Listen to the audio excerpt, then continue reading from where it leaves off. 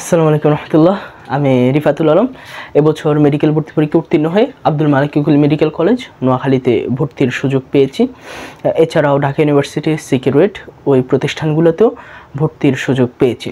তো আজকে আমরা কথা বলবো রক্ত সঞ্চারণ এই চ্যাপ্টারটা নিয়ে। এটি জুলজির চতুর্থ চ্যাপ্টার। তো এটা নিয়ে বিগত একটি ক্লাস দেওয়া হয়ে গেছে। তো ওই ক্লাসে আমরা রক্তের বেসিক কয়েকটা জিনিস নিয়ে কথা বলেছি, যেমন রক্তরস, রক্তকণিকা, হ্যাঁ, এই বিষয়গুলো খুব ভালোভাবে আমরা গুরুত্বপূর্ণ বিষয়গুলো খুব ভালোভাবে প্রথম ক্লাসে দেখার চেষ্টা করেছি। তো তোমরা যারা প্রথম ক্লাস দেখে ফেলেছো খুব ভালো, আর যারা দেখো নাই দেখতে পারো, আর না দেখলেও সমস্যা নাই, এখানে বুঝতে পারবো আশা করা যায়। তো আমরা শুরু করি। তো আজকে আমরা কি নিয়ে কথা বলবো, সেটা হচ্ছে রক্ততঞ্চন। প্রথমে আমরা রক্ততঞ্চন নিয়ে কথা বলবো। তো রক্ততঞ্চন জিনিসটা কি? রক্ততঞ্চন জিনিসটা হচ্ছে, সাপোজ ধরো তুমি আমাদের কোনো একটা শরীরের অঙ্গ কোনোভাবে কেটে গেছে, এভাবে কেটে গেছে, কেটে যাওয়ার পরে কি হবে? এখান থেকে রক্ত গড়ায় পড়বে, রক্ত পড়বে। তখন আমরা কি করি ইউজুয়ালি, যে কোনো কিছু কাপড় বা কিছু দিয়ে রক্তটা আটকানোর চেষ্টা করি। তো কিছুক্ষণ আটকায় রাখলে বা একটা সার্টেন টাইম পরে ও কী হয়, ব্লাডটা অটোমেটিক এই আর হচ্ছে গড়িয়ে পড়ে না, মানে আস্তে আস্তে কমে যায়। একটা সময় গড়িয়ে যাওয়া বন্ধ হয়ে যায় বা হচ্ছে রক্তটা আটকে যায়। হ্যাঁ, এই যে রক্তটা আটকে গেছে ভিতরে কোনো একটা প্রসেসের মাধ্যমে, এই প্রসেসটা আমরা দেখব। এটাই হচ্ছে রক্ততঞ্চন প্রক্রিয়া। রক্ততঞ্চনে কিন্তু সময় লাগে হচ্ছে 3 থেকে 8 মিনিট, আর রক্তক্ষরণে লাগে 1 থেকে 4 মিনিট। এটা খুবই গুরুত্বপূর্ণ ফর মেডিকেল বা হচ্ছে যে কোনো জায়গায়। রক্ততঞ্চনের সময়কাল হচ্ছে, লিখে টাইমিং হচ্ছে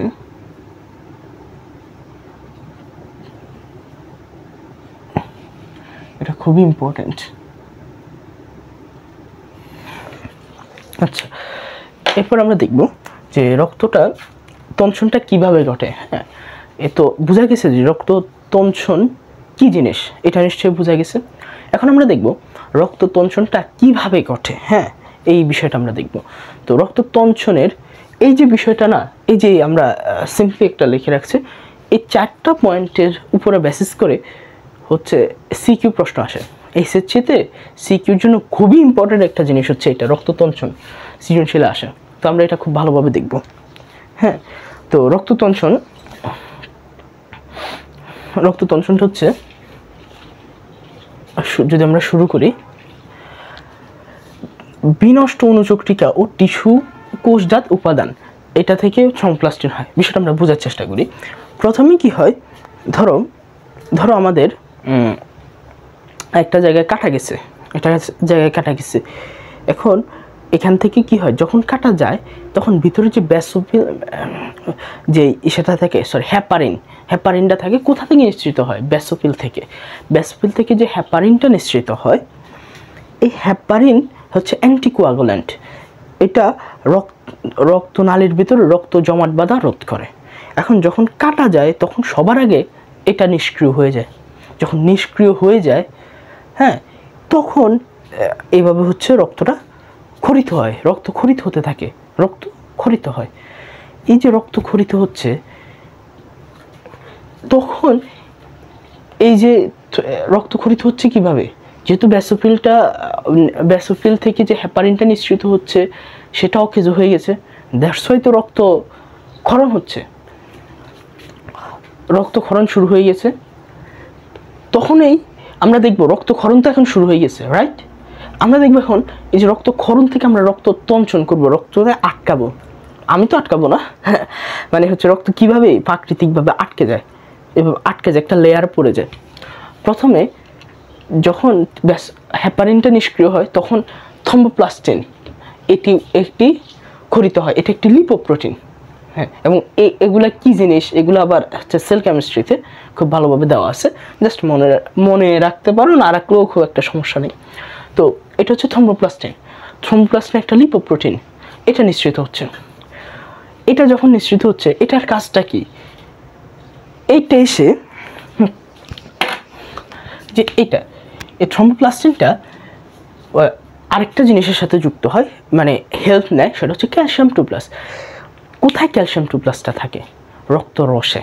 রক্তরসে আমরা দেখছি, প্রথম ক্লাসে দেখছি যে রক্তরসের যে উপাদান আছে পানি, এরপর জৈব অজৈব পদার্থ, ওই জায়গায় জৈব পদার্থ তো আমরা দেখছি যে অজৈব পদার্থগুলো আছে সেখান থেকে হচ্ছে ক্যালসিয়াম 2+ খরিত হয়। ওই ক্যালসিয়াম 2+-এর তার সহযোগিতা লাগে। তো ক্যালসিয়াম 2+-এর সহযোগিতায় সে কী কাজটা করতেছে, সে এই প্রথম বিনকে থ্রম্বিনে পরিণত করতেছে। থ্রম্বোপ্লাস্টিন প্লাস হচ্ছে ক্যালসিয়াম 2+, এই দুইটা মিলে, রাইট? বুঝতেছো বিষয়টা? এখন প্রথম বিন কি? বায়োলজিতে প্রো মানে হচ্ছে আদি বা হচ্ছে নিষ্ক্রিয়, এই বিষয়গুলো বোঝায়। তো এখানে হচ্ছে নিষ্ক্রিয়, আর থ্রম্বিনটা হচ্ছে সক্রিয়। থ্রম্বিন থাকে প্রথ্রম্বিনটা, মানে থ্রম্বিনটাই নিষ্ক্রিয় অবস্থায় থাকে, তখন বলা হয় প্রথ্রম্বিন। ওই ক্যালসিয়াম 2+ আর থ্রম্বোপ্লাস্টিন মিলে এটাকে সজীব করে ফেলে বা হচ্ছে সক্রিয় করে ফেলে। যখন এই থ্রম্বিনটা সক্রিয় হয়, থ্রম্বিন কী কাজটা করে? থ্রম্বিন সক্রিয় হয়ে লাভটা কী? হ্যাঁ, লাভটা আমরা দেখব। তো থ্রম্বিন কী করে? থ্রম্বিন এই ফাইব্রিনোজেন আছে, ফাইব্রিনোজেন রয়েছে, এই ফাইব্রিনোজেনকে কী করে? এই থ্রম্বিন ফাইব্রিন মনোমারে পরিণত করে। বুঝছো বিষয়টা কী হইতেছে? নিশ্চয়ই বোঝা যাচ্ছে। তো এই ফাইব্রিনোজেন থ্রম্বিনের সহায়তায় ফাইব্রিন মনোমারে পরিণত হচ্ছে। এরপরে কি হচ্ছে? ফাইব্রিন মনোমার আমাদের কাছে আছে। সে ফাইব্রিন মনোমার কি হচ্ছে? যেহেতু মনোমার মানে কি? একটি, তো অনেকগুলা মিলিত হয়ে একসাথে কি করে? এই পলিমারটা গঠন করে, ফাইব্রিন পলিমার গঠন করে। এই ফাইব্রিন পলিমারে বেসিক্যালি হচ্ছে হিসেবে কাজ করে। কী হিসাবে কাজ করে? আমাদের রক্ত তঞ্চনের যেই লেয়ার, ওই লেয়ারটাই বেসিক্যালি ফাইব্রিন পলিমারটাই ওইটা হিসাবে কাজ করে। এটা নিশ্চয়ই বোঝা গেছে। আর এদিকে হচ্ছে এতটুকুই আছে, বইতেও এতটুকুই আছে। এটা সিকিউর জন্য খুবই ইম্পর্ট্যান্ট। এই যে চারটা জিনিস বলছে, এবং বই থেকে একটা রিডিং দিয়ে পড়লে খুবই ভালোভাবে ক্লিয়ার হয়ে যাবে আশা করা যায়। জাস্ট এই চ্যাপ্টার এটা কিন্তু নাম্বার উঠানোর জন্য খুব ভালো এবং খুবই ইম্পর্ট্যান্ট। হ্যাঁ, নাম্বার উঠাই ফেলা যায়। জাস্ট এই যে সিরিয়ালটা নিশ্চয়ই বোঝা গেছে যে প্রথমে কি হচ্ছে, অনুচক্রিকাগুলো নষ্ট হয়ে যাচ্ছে, মানে ধরা যায় কোনো একটা জায়গায় এভাবে কাটা হচ্ছে, কাটার ফলে কি হয়েছে? থ্রম্বোপ্লাস্টিন উৎপন্ন হয়েছে, মানে লিপোপ্রোটিনটা এটি প্রডিউস হচ্ছে, আর অপরদিকে হ্যাপারিনটা হচ্ছে নিষ্ক্রিয় হয়ে যাচ্ছে। এই থ্রম্বোপ্লাস্টিন কী করছে? ক্যালসিয়াম 2+-এর সহায়তায় প্রথম বিনকে থ্রম্বিনে পরিণত করছে, আর এই থ্রম্বিন এসে ফাইব্রিনোজেনকে ফাইব্রিন মনোমারে পরিণত করছে। এই ফাইব্রিন মনোমার আবার ফাইব্রিন পলিমারে, মানে একসাথে অনেকগুলো যুক্ত হয়ে ফাইব্রিন পলিমার গঠন করছে। এই ফাইব্রিন পলিমারে সে লেয়ারটা হিসাবে কাজ করে। এটা নিশ্চয়ই বোঝা গেছে। এটা খুবই ইম্পর্টেন্ট একটা জিনিস, বোঝার জন্য খুবই ইম্পর্টেন্ট একটা জিনিস, এবং সিকিউর জন্য খুবই ইম্পর্টেন্ট। আচ্ছা, আমরা রক্ততঞ্চনের এই যে চারটা জিনিস আছে না, এই চারটা জিনিস একটি ক্লটিং ফ্যাক্টর হিসাবে, ক্লটিং ফ্যাক্টর আছে রক্ততঞ্চনের 13টি ক্লটিং ফ্যাক্টর আছে। ক্লটিং ফ্যাক্টর কয়টি? 13টি। দেখে রাখি,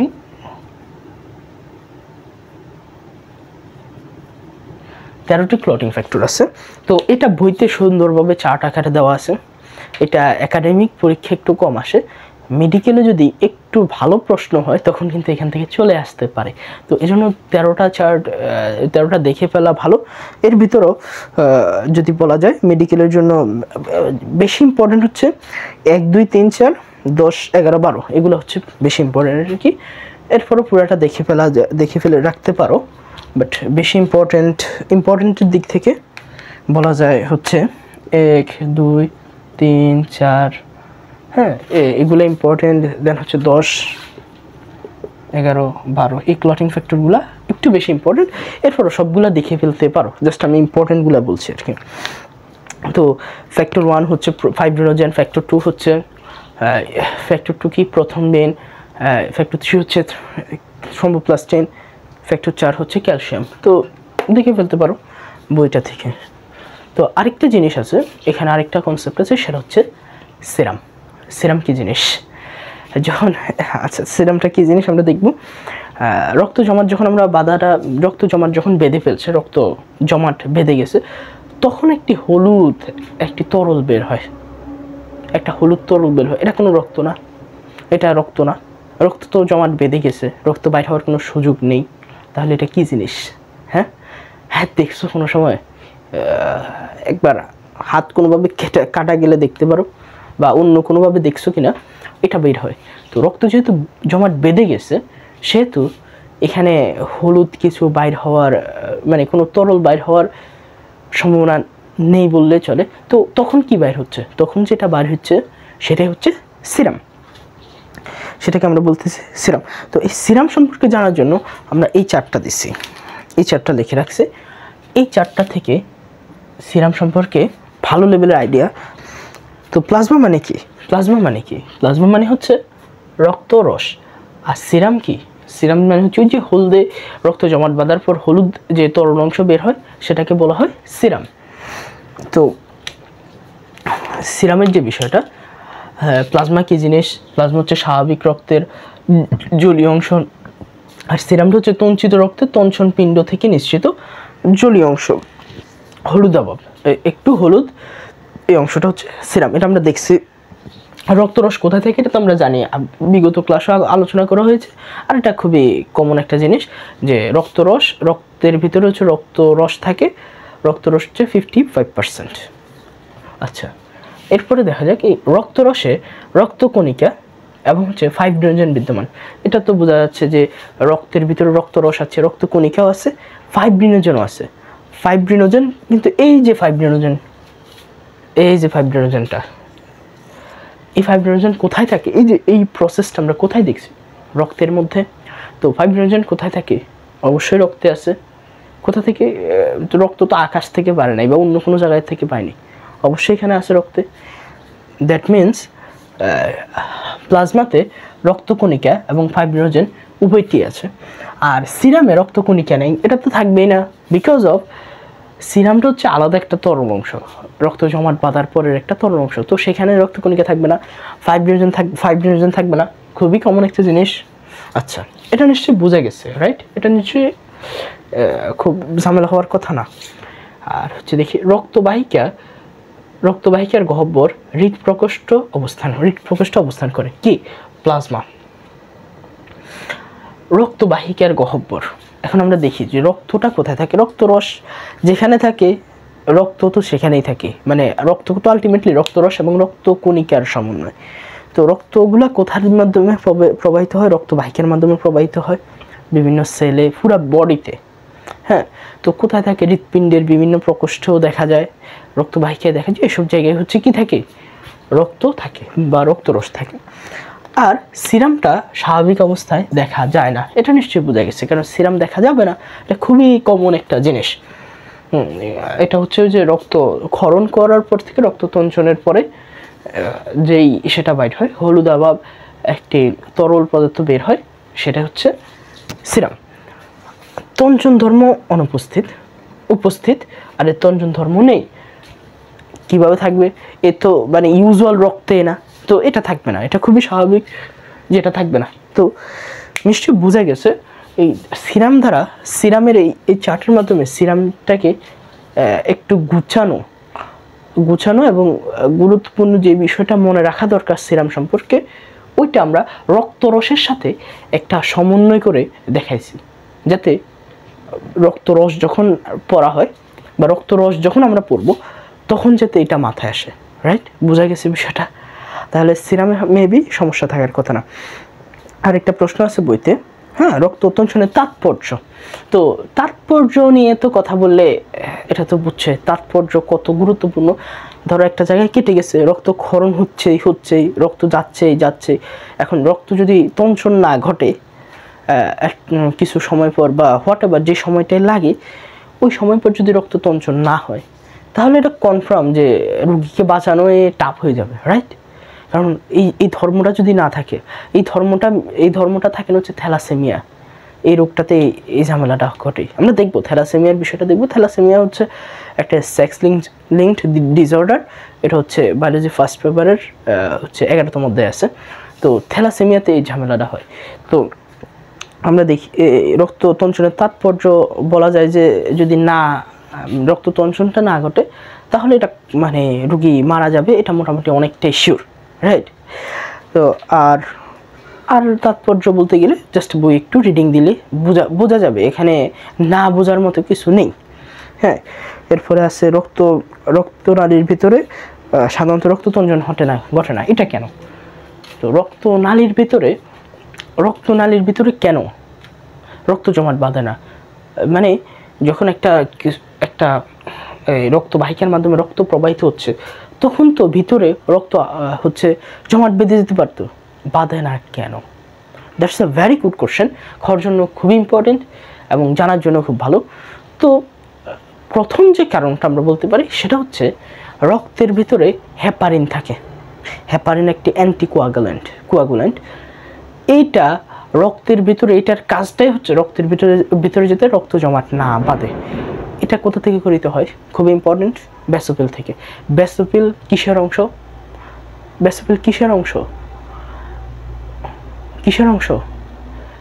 ফিল আছে, তার মানে কি গ্রানুলোসাইট, মানে দানাদার শ্বেত রক্তকণিকা, রাইট? বোঝা যাচ্ছে? এভাবে রিলেট করে পড়তে হবে, তাইলে মনে থাকবে। নাইলে হচ্ছে দেখা যাবে যে গোলাই ফেলবো। বায়োলজি ইজ নট লাইক যে আমি একটা জিনিস মুখস্থ করে ফেলছি, গদবাধা মুখস্থ করে ফেলছি, নট লাইক দ্যাট।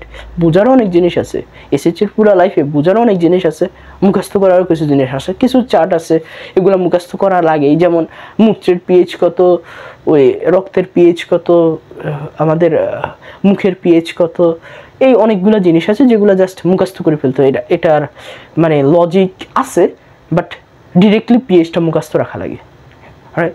এখন আবার কিছু জিনিস আছে এগুলো বুঝতেই হয়, না বুঝে আন্দাজে মুখস্থ করলে আসলে মনে থাকে না। তো যেগুলো বোঝার জিনিস ওইগুলো বুঝে পড়তে হবে, মানে বুঝে যাতে মনে থাকে এতটুকুই করতে হবে। আর যেগুলো ডিরেক্ট মুখস্থ করার জিনিস ওইগুলো মুখস্থই করতে হবে। এগুলা ওই বুঝতে গেলে আর মার্ক পাওয়া যাবে না, ওইগুলা মুখস্থই করে ফেলতে হবে। যেমন পিএইচ রিলেটেড কয়েকটা চার্ট আছে, আরও অনেকগুলো জিনিস আছে যেগুলো ডিরেক্ট মুখস্থ, মানে এটার কোনো লজিক নেই, কিছু নেই, বা লজিক দিতে গেলে খুব ঝামেলায় পড়ে যেতে হবে। তো যাই হোক, একটু বললাম আর কি, এই বিষয়টা আমরা এইভাবে মনে রাখতে পারি। রক্তটা খুবই গুরুত্বপূর্ণ চ্যাপ্টার। তো যাই হোক, আমরা এবার এখানে আসি। তো আমাদের কি ছিল? রক্তনালীর ভিতরে সাধারণত রক্ততঞ্চন হয় না কেন? তো এটার প্রথম অ্যান্সার হচ্ছে হেপারিন থাকে, যেটা রক্তনালীর ভিতরে রক্ত জমাট বাধা দেয়। আরেকটা কারণ, 2 নম্বর কারণ বলা যেতে পারে, রক্ত যেভাবে ফ্লো হয়, হ্যাঁ, যে দ্রুত ফ্লো হয়, একটা জিনিস যদি দ্রুত যায় সেখানে জমাট বাঁধার সম্ভাবনা কিন্তু কম থাকে, রাইট? এই যে ধরো যে দ্রুত যখন একটা মোটর চালু করা হচ্ছে, পাইপের মাধ্যমে যাচ্ছে দ্রুত, তখন কিন্তু সেটা রক্ত জমাট বাঁধার সম্ভাবনা অনেক কম থাকে। মানে রক্ত জমাট না, তখন ওই যে পানিটা এটা জমাতে ইউজুয়ালি বাঁধে না, বিকজ অফ খুব ফ্লোতে যাচ্ছে। মোটর একটা ফ্লো দিচ্ছে, সেই ফ্লোতে পানিগুলা খুব দ্রুত চলে যাচ্ছে। এখানে কি হচ্ছে, মানব শরীরে কি হচ্ছে, হৃৎপিণ্ড একটা ধুম করে পাম্প করছে, এভাবে পাম্প করতেছে, মানে অনেকটা মোটরের মতো পাম্প করতেছে জোরে। তখন কি হচ্ছে, রক্তগুলা খুব দ্রুত ফ্লোতে আগে যাচ্ছে। তো এইখানে রক্ততঞ্চন বাঁধার সম্ভাবনা খুব কম। আবার হেপারিনও আছে। মোটামুটি এটা হচ্ছে খুব গুরুত্বপূর্ণ, এই 2টা কারণেই হচ্ছে সবচেয়ে বেশি গুরুত্বপূর্ণ। হ্যাঁ, তো এরপরে কি বলা যায়? এরপর আমরা কি দেখব? আমরা দেখব হৃৎপিণ্ড নিয়ে দেখব। এখন আমরা কথা বলবো হিউম্যান হার্ট নিয়ে, মানব হৃৎপিণ্ড। তো এখানে একটা হৃৎপিণ্ডের ছবি এঁকে রেখেছি, হ্যাঁ। আর এটা হচ্ছে যে প্রসেসটা, এই হৃৎপিণ্ডের ছবিটা এসএসসিতে খুবই গুরুত্বপূর্ণ।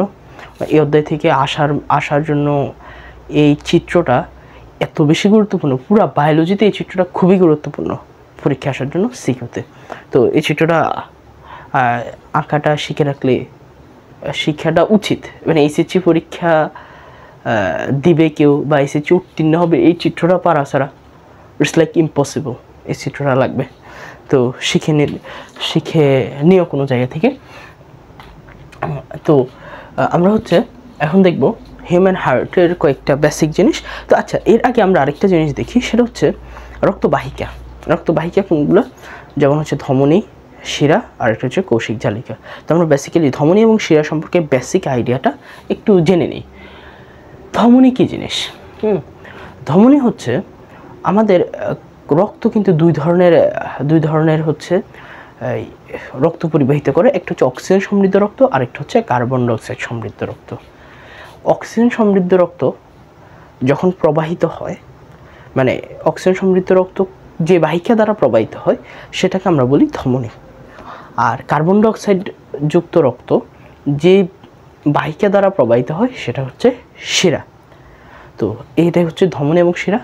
বেসিক বিষয়টা এইটাই। কার্বন ডাইঅক্সাইড যুক্ত রক্ত হচ্ছে শিরার মাধ্যমে প্রবাহিত হয়, অক্সিজেন সমৃদ্ধ রক্ত ধমনীর মাধ্যমে প্রবাহিত হয়। বাট একটা ব্যতিক্রম আছে, সেটা হচ্ছে পালমোনারি ধমনী কার্বন ডাইঅক্সাইড সমৃদ্ধ রক্ত প্রবাহিত করে, আর পালমোনারি শিরা অক্সিজেন সমৃদ্ধ রক্ত প্রবাহিত করে। জাস্ট উল্টাটা, পালমোনারি আসলে উল্টাটা, জাস্ট এতটুকু মনে রাখবা। এভাবে হচ্ছে মনে রাখতে পারবা। ধমনী কি করে? অক্সিজেন সমৃদ্ধ রক্ত পরিবাহিত করে। ব্যতিক্রম কি? পালমোনারি ধমনী, সেটা কি করে? কার্বন ডাইঅক্সাইড সমৃদ্ধ রক্ত প্রবাহিত করে। শিরা কি করে? কার্বন ডাইঅক্সাইড সমৃদ্ধ রক্ত প্রবাহিত করে। ব্যতিক্রম কি? পালমোনারি শিরা, এটা কি করে? অক্সিজেন সমৃদ্ধ রক্ত প্রবাহিত করে। জাস্ট মনে রাখা যাবে। তো আরেকটা বিষয় হচ্ছে শিরার আরেকটা জিনিস আসতে পারে। শিরা হচ্ছে একটু পুরু। শিরার এই বেসিক যে বিষয়, শিরাতে আবার হচ্ছে ইসে থাকে, কপার টিকা থাকে, যেটা ধমনীতে থাকে না। এই জাস্ট কয়েকটা কমন জিনিস জানলেই মোটামুটি হবে। মোটামুটি হবে। তো আমরা ওই বিষয়টা নিশ্চয়ই বোঝা গেছে। আর কৌশিক জালিকা হচ্ছে জাস্ট দুইটার ইন্টারফিকেশন, দুইটার মধ্যবর্তী একটা জায়গায় কাজ করে আর কি। দুইটাকে জোড়া না, মানে দুইটার কানেকশনের জন্য কৌশিক জালিকাটা কাজ করে আর কি। তো এতটুকু জানলেই হলো। তো আচ্ছা, আমরা এবারে দেখবো হচ্ছে হিউম্যান হার্ট। এর বিষয়ে হিউম্যান হার্টে প্রথম দিকে আছে কয়েকটা জিনিস আছে। যেমন হচ্ছে কি, হিউম্যান হার্টের কয়েকটা তথ্যভিত্তিক জিনিস আছে। যেমন আমরা লিখে রাখি দিয়ে, কোন দিকে লেখা যায় এদিকে দেখি। হ্যাঁ, হার্টের এই যে হার্ট, এটি হচ্ছে 2600 মিলিয়ন বার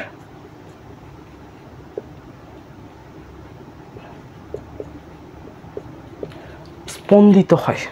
হ্যাঁ, স্পন্দিত হয় 2600 মিলিয়ন বার স্পন্দিত হয়। কখন? মানে কয়দিনে? পুরা জীবন দশায় অ্যারাউন্ড, মানে অ্যাভারেজ আর কি, এরকম একটা টাইম। এরপরে হচ্ছে আমরা দেখতে পারি, যেমন ওজনটা আমরা মনে রাখতে পারি। পুরুষ হচ্ছে 250 থেকে 390, স্ত্রী হচ্ছে 200 থেকে 275।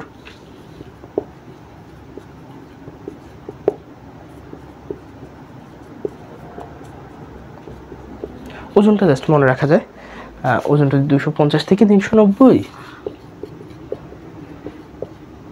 200 থেকে 275, এগুলো গ্রাম। জাস্ট এগুলো তথ্য। এই তথ্যমূলক বিষয়গুলো কিন্তু এমসিকিউতে চলে আসতে পারে, এই জন্যই দেখাচ্ছি আর কি। এরপরে হচ্ছে মানব ভ্রূণদেহে 6 সপ্তাহ থেকে হৃদস্পন্দনটা শুরু হয়। ভ্রূণের 6 সপ্তাহ থেকে এবং আমৃত্যু চলতে থাকে। হৃদস্পন্দন বন্ধ হলেই মানুষ বেসিক্যালি মারা যায়। তো এরপরে হচ্ছে এটি দেখতে কেমন? লালচে খয়েরি রঙের। এটি দেখতে লালচে খয়েরি রঙের। কোথায় থাকে? পঞ্চম পাঁজরের নিচে, 2 ফুসফুসের মাঝখানে। হ্যাঁ, পঞ্চম পাঁজরের এখানে অবস্থান করে। পঞ্চম পাঁজরের ফাঁকে বেসিক্যালি অবস্থানটা করে। তো এটা হচ্ছে একটা বেসিক একটা জিনিস। হার্টের আর কি জিনিস জানা লাগতে পারে? মোটামুটি এতটুকু জানা যায়। আর হচ্ছে একটু বই রিডিং দিলে হবে আর কি। তো হার্টের যে দ্বিস্তরী একটা আবরণ আছে, হার্টের ভিতরে দ্বিস্তরী একটা আবরণ বিদ্যমান। এই আবরণকে বলা হয় পেরিকার্ডিয়াম। পেরিকার্ডিয়াম, কার্ডিয়াম মানে হচ্ছে, কার্ডিয়া মানে হচ্ছে যে কার্ডিয়াক সাইকেল, কার্ডিয়া মানে হচ্ছে হার্ট। পেরিকার্ডিয়াম এটাকে বলা হয়, এটা হচ্ছে দ্বিস্তরী আবরণ। এটি আবার দুই রকম, একটা হচ্ছে তন্তুময়, আরেকটা হচ্ছে স্যারাস। তন্তুময় পেরিকার্ডিয়াম, আরেকটা হচ্ছে স্যারাস পেরিকার্ডিয়াম। তন্তুময় পেরিকার্ডিয়াম আর স্যারাস পেরিকার্ডিয়ামের ভিতরে যদি আমরা এর ভিতরে যাই, স্যারাস পেরিকার্ডিয়ামে দুটি জিনিস থাকে, রাইট? কত মজার জিনিস। তো স্যারাস পেরিকার্ডিয়ামের দুটি অংশ যেটা থাকে, একটা হচ্ছে প্যারাইটাল স্তর, আরেকটা হচ্ছে ভিসেরাল স্তর, রাইট? প্যারাইটাল স্তর আর একটা ভিসেরাল স্তর। এই দুটি স্তরের মাঝামাঝি একটি জিনিস থাকে, সেটা হচ্ছে পেরিকার্ডিয়াল ফ্লুইড। বোঝা যাচ্ছে বিষয়টা? পেরিকার্ডিয়াল ফ্লুইড, ফ্লুইড মানে হচ্ছে তরল আর কি। তো এটা কি, এটার কাজটা কি? এই যে পাম্প করে যাই হয়, হৃৎপিণ্ডের যাই সংকোচন প্রসারণ বা যে কার্যক্রম ঘটে, এই কার্যক্রমে কোনো ঝামেলা হয় না এই পেরিকার্ডিয়াল ফ্লুইডের কারণে, মানে ঘর্ষণজনিত কারণে বা ব্যথা বা অন্য কিছুই হয় না, জাস্ট এই পেরিকার্ডিয়াল ফ্লুইডটা থাকার কারণে। এটা কোথায় থাকে, জাস্ট আবার রিক্যাপটা করি। পেরিকার্ডিয়াম আছে দ্বিস্তরী আবরণ। পেরিকার্ডিয়ামের ভিতরে আছে দুটি, স্যারাস পেরিকার্ডিয়াম, তন্তুময় পেরিকার্ডিয়াম। স্যারাসের ভিতরে আছে প্যারাইটাল স্তর, ভিসেরাল স্তর। এই দুটির মাঝখানে থাকে পেরিকার্ডিয়াল ফ্লুইড। নিশ্চয়ই বোঝা গেছে বিষয়টা, রাইট? বোঝা গেছে, এটা লিখলাম না আর কি। আচ্ছা, আর গুরুত্বপূর্ণ হচ্ছে এপিকার্ডিয়াম এবং হচ্ছে তিনটি পেশি বিদ্যমান আর কি। এর ভিতরে তিনটি পেশি বিদ্যমান, এপিকার্ডিয়াম, মায়োকার্ডিয়াম, এন্ডোকার্ডিয়াম। এটা গুরুত্বপূর্ণ, এটা আমরা দেখি। হ্যাঁ, এপিকার্ডিয়াম, এগুলোর কাজটা একটু দেখে রাখতে হবে। কাজটা আমরা দেখব, জাস্ট কাজটা মনে রাখলেই হলো। এপি মানে হচ্ছে বাইরে। আচ্ছা, আমরা দেখি এন্ডোকার্ডিয়াম কোন দিক দিয়ে লেখা যায়। এপিকার্ডিয়াম, হ্যাঁ, এদিক দিয়ে লিখি।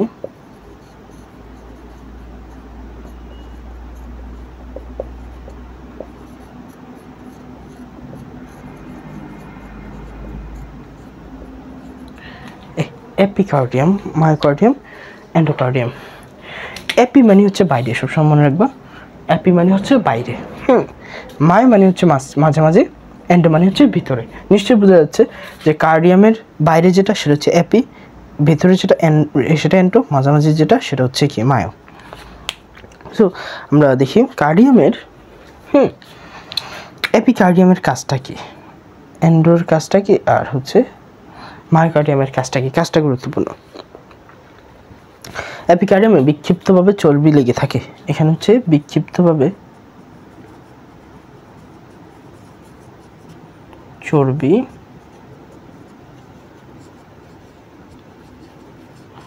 লেগে থাকে। মায়োকার্ডিয়ামে কি হচ্ছে, মায়োকার্ডিয়াম হচ্ছে হৃৎপিণ্ডের সংকোচন প্রসারণের গুরুত্বপূর্ণ ভূমিকা পালন করে কে, মায়োকার্ডিয়াম।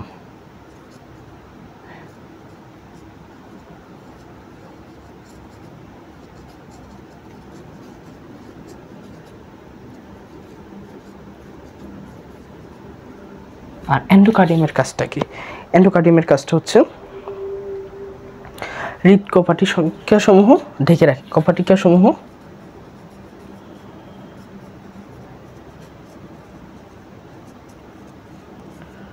ঢেকে রাখে। এটা হচ্ছে এই তিনটা কাজ বেসিক্যালি। আরও কাজ দেখা যেতে পারে নতুন এডিশনে, কাজ হয়তো আরও দু একটা জিনিস বাড়তেও পারে, বাট এটা হচ্ছে বেসিক আর কি। এরপর বই থেকে একটু রিডিং দিলে হয়ে যাবে আশা করি, ইনশাল্লাহ। তো হ্যাঁ, মোটামুটি এই হার্টের পরিচিতিটা বোঝা গেছে তো, রাইট? পরিচিতিটা বোঝা গেছে, নিশ্চয়ই বোঝা গেছে মেবি। হ্যাঁ, হার্টের আমরা পরিচিতিটা পড়লাম। এবার আমরা কি দেখতে পারি, এবার এগুলো মুছে ফেলি।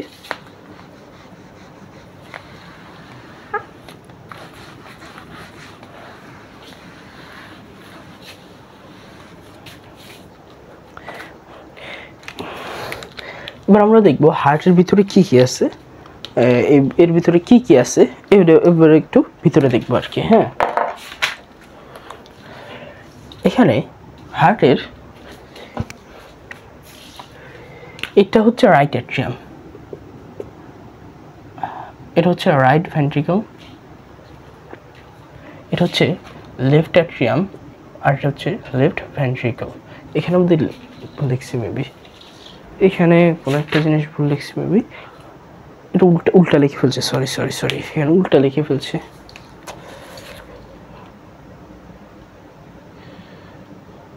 উল্টা লিখে ফেলছে। বোর্ডের ডান যেটা সেটা হচ্ছে এই যে এভাবে যদি দেখি, এটা হচ্ছে বাম, এভাবে হলে এই ডানটাই হয়ে যায় আর কি বাম। তো এটা এদিকে কি হবে, বাম, left atrium, left ventricle, right atrium, right ventricle, এটা হলো রাইট ভেন্ট্রিকল, সরি ভুল লিখছি আর কি। তো আমরা দেখি তো এইটা হচ্ছে এভাবে আসতেছে। এখন এর ভিতরে আছে কিছু কপাটিকা আছে, এটা হচ্ছে ট্রাইক্যাসপিড কপাটিকা, বাইক্যাসপিড কপাটিকা আছে 6টার মতো আছে, বইতে 6টার মতো আছে। তো ওই 6টা আমরা একটা চার্টের মাধ্যমে দেখবো আর একটু পরে, ওইটার পরে আর কি। তো খুব ভালোভাবে দেখবো আর কি। তো ওইটা খুবই গুরুত্বপূর্ণ, খুবই গুরুত্বপূর্ণ। তো ওই চার্টটার মাধ্যমে আমরা সবগুলা কপাটিকাকে এক জায়গায় নিয়ে আসবো, রাইট। জাস্ট এখানে আমরা দেখে রাখতেছি এটা হচ্ছে কি ট্রাইক্যাসপিড কপাটিকা, বাইক্যাসপিড কপাটিকা। হ্যাঁ, তো এই যে রক্তটা কি হচ্ছে, রক্ত সঞ্চালনটা কীভাবে হচ্ছে আমরা দেখব। বাট প্রাইমারি পরিস্থিতিতে বোঝা গেছে রাইট অ্যাট্রিয়াম কোথায়, রাইট ভেন্ট্রিকল কোথায়, লেফট অ্যাট্রিয়াম কোথায়, লেফট ভেন্ট্রিকল কোথায়, এটা তো বোঝা যাচ্ছে। রাইট অ্যাট্রিয়ামের ভিতরে আবার এসএ নোড আছে, আমরা নোডগুলো দেখবো, SA node, AV node, Parkinson তন্তু, এই বিষয়গুলো দেখবো, বান্ডেল অফ হিজ, এই বিষয়গুলো দেখবো। তো এইখানে হচ্ছে এসএ নোড থাকে। এসএ নোড হচ্ছে কি প্রাকৃতিক পেসমেকার, হ্যাঁ এসএ নোডটা। তো এখানে হচ্ছে এসএ নোড থাকে।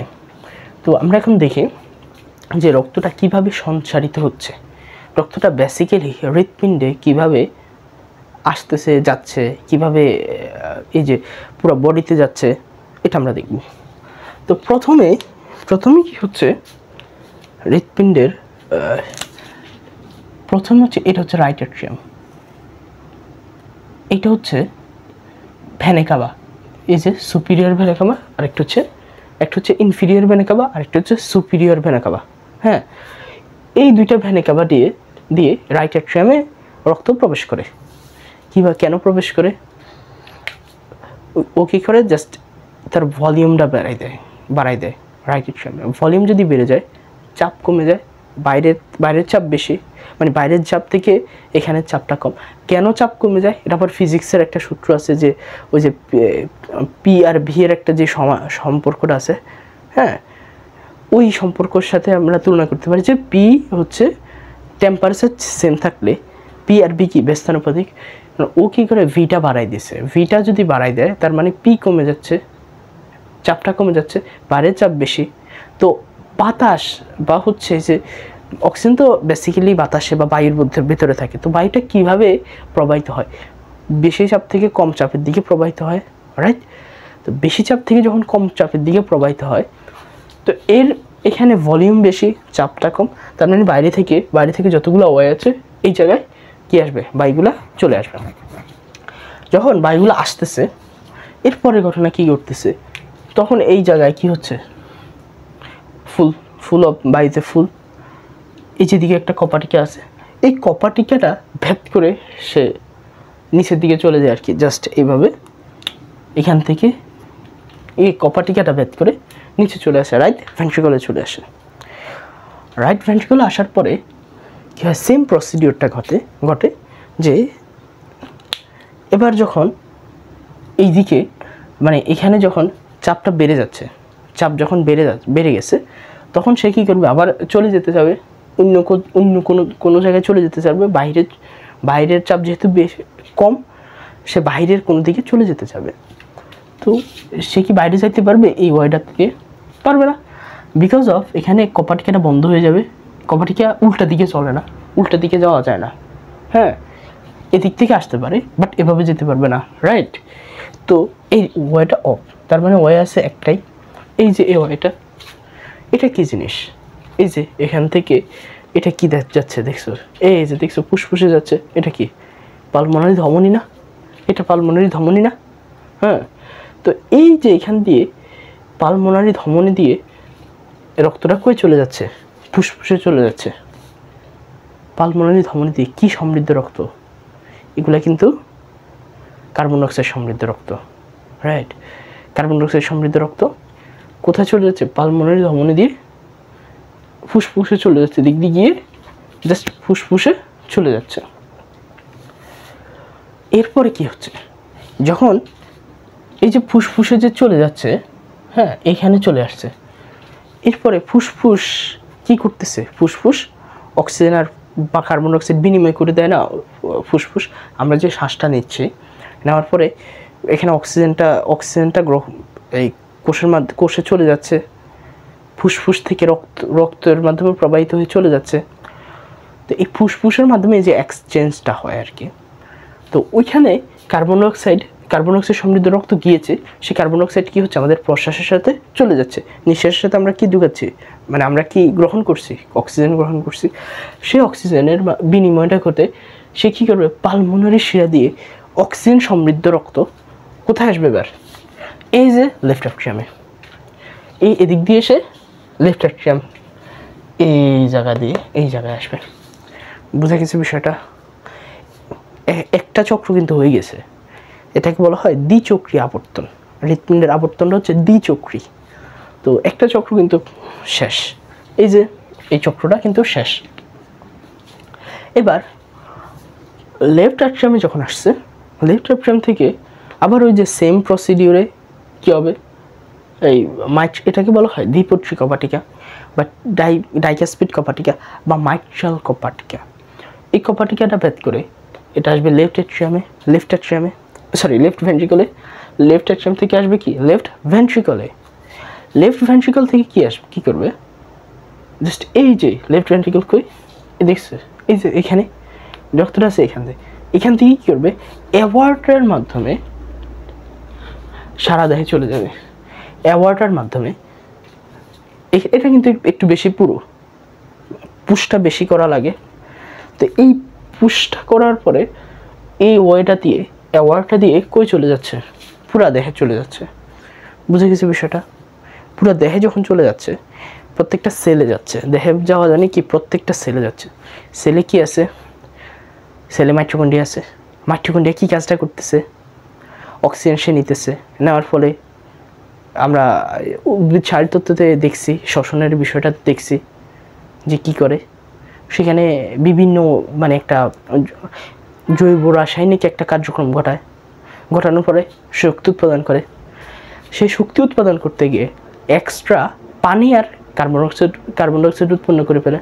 পানিটা সে রেখে দেয় নিজেই, কারণ পানি তো সেলে লেগে যায়, রেখে দেয়। কার্বন ডাইঅক্সাইড এক্সট্রা উৎপন্ন করে ফেলে। তখন এই যাওয়ার সময় ও কিন্তু অক্সিজেন দিয়ে গেছে, জাস্ট ও নেওয়ার সময় সে কিন্তু কার্বন ডাইঅক্সাইড নিতে হচ্ছে। সেল থেকে কার্বন ডাইঅক্সাইড নিয়ে inferior vena CAVA, superior vena CAVA, এই দুইটি ভেনা কাভা দিয়ে রাইট অ্যাট্রিয়ামে প্রবেশ করতেছে। আবার জাস্ট এই সাইকেলটাই চলতে থাকে পুরো জীবন দশায়। 2600 মিলিয়ন বার হতে পারে। অ্যান্ড ভ্রূণদেহের 6 সপ্তাহ থেকে শুরু হয়, আজীবন চলতে থাকে। আজীবন চলমান একটা প্রসেস। এবং মজার একটা জিনিস, এটা বন্ধ হলে মানুষ মারা যায়। আরও মজার জিনিস, হৃৎপিণ্ড কোনো ক্লান্ত হয় না। খুব মজার জিনিস না? হৃৎপেশিটা এমন একটা পেশি, 3টে পেশি না, ঐচ্ছিক, অনৈচ্ছিক আর একটা হচ্ছে হৃৎপেশি। হৃৎপেশিটা এমন একটা পেশি যেটা কখনো ক্লান্ত হবে না। এটা ক্লান্ত হলেই মানে তো বুঝছে ঝামেলা লাগে যাবে, বিশাল বড় ঝামেলাতে পড়ে যেতে হবে। হৃৎপিণ্ড ক্লান্ত হয় না। এতে অনেক বেশি পরিমাণে মাইটোকন্ড্রিয়া থাকে। যাই হোক, এই বিষয়গুলো আছে, আমরা কোনো এক সময় দেখব। এগুলো খুবই ইন্টারেস্টিং জিনিস। তো মেবি বোঝা যাচ্ছে যে এই বিষয়টা কী হয়েছে। আমরা এদিক দিয়ে রাইট অ্যাট্রিয়াম থেকে রাইট ভেন্ট্রিকলে আসছে, দেন আবার হচ্ছে রাইট ভেন্ট্রিকল থেকে কোথায় যাচ্ছে? পালমোনারি ধমনী দিয়ে ফুসফুসে চলে যাচ্ছে। ফুসফুস থেকে পালমোনারি শিরা দিয়ে লেফট অ্যাট্রিয়ামে আসছে। লেফট অ্যাট্রিয়াম থেকে লেফট ভেন্ট্রিকলে যাচ্ছে। লেফট ভেন্ট্রিকল থেকে অ্যাওয়ার্টার মাধ্যমে সারা দেহে যাচ্ছে। সারা দেহ থেকে আবার superior vena CAVA, inferior vena CAVA, এই দুইটা ভেনা কাভা দিয়ে আবার হচ্ছে রাইট অ্যাট্রিয়ামে প্রবেশ করে, আবার রাইট এট্রিয়াম থেকে রাইট ভেন্ট্রিকল। এটা হচ্ছে সিম্পলি দ্য হোল সিস্টেম, রক্ত সংবহনের যে হোল সিস্টেমটা, জাস্ট ইন শর্ট এই হোল সিস্টেমটা দেখানো হয়েছে আর কি। আমরা আরও দেখব, বিষয়গুলো আরও দেখব। এখানে আছে হচ্ছে দ্বিবর্তনী সংবহন। এটাকে কেন দ্বিবর্তনী সংবহন বলা হয়, এটা আসতে পারে ক্ষতে। তো এটাকে কেন দ্বিবর্তনী সংবহন বলা হয়, এই যে দেখো, এইটা দেখলেই বোঝা যাবে। প্রথমে কি হচ্ছে দেখো, যে রাইট এট্রিয়াম রাইট ভেন্ট্রিকল থেকে জাস্ট এই প্রসেসটা উৎপন্ন করছে, এই যে জাস্ট এইটা গেছে এদিকে আসে এতটুকু আসছে, রাইট? এটা একটা সাইকেল হয়েছে। আবার এখান থেকে এইভাবে আসে, এইভাবে আসছে, দুইটা সাইকেল হয়েছে না? এই যে দুইটা সাইকেল হওয়া, হ্যাঁ, একটা থেকে দুইটা সাইকেলে দুইবার ঘূর্ণন হয়েছে, দুইবার না অনেকবারই ঘূর্ণন হয়, বাট দুইটা সাইকেলে যে একটা পুরা প্রক্রিয়া সম্পূর্ণ হয়েছে, এই জন্য এটাকে বলা হয় দ্বিবর্তনী সংবহন। হ্যাঁ, এর জন্য ভালো উদাহরণ হচ্ছে, আমরা দেখব সিস্টেমিক সংবহন আর আরেকটা হচ্ছে পালমোনারি সংবহন। এই দুইটা নাম দেওয়া হয়েছে আর কি বোঝানোর জন্য। তো আমরা এই দুইটা দেখব, আরেকটু পরে দেখব আস্তে আস্তে। তো এরপরের পার্টে দেখি কি আছে।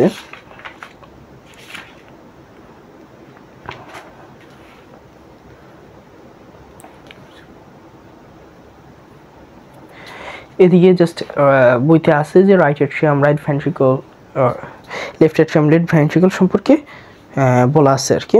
জাস্ট আমরা যে পুরো প্রসেসটা দেখছি, এই প্রসেসের ভিতরে মোটামুটি সবগুলাই জিনিস বলা হয়ে গেছে। তো এরপরও হচ্ছে বইয়ে একটা রিডিং দিবা, খুব ভালোভাবে বুঝে যাওয়ার কথা, আশা করি সমস্যা হবে না।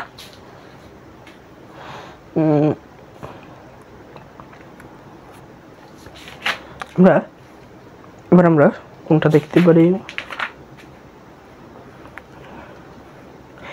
একটা তথ্য মনে রাখা যায়, সেটা হচ্ছে গুরুত্বপূর্ণ, এটা কিন্তু গুরুত্বপূর্ণ হৃৎপিণ্ডের। সেটা হচ্ছে প্রতি মিনিটে স্পন্দিত হয় 70 to 80 Times per minute, average হচ্ছে 75 টাইমস পার মিনিট। এটা হচ্ছে অ্যাভারেজ টাইম আর কি। এরপর হচ্ছে হৃৎপিণ্ডের সংকোচন আর প্রসারণ।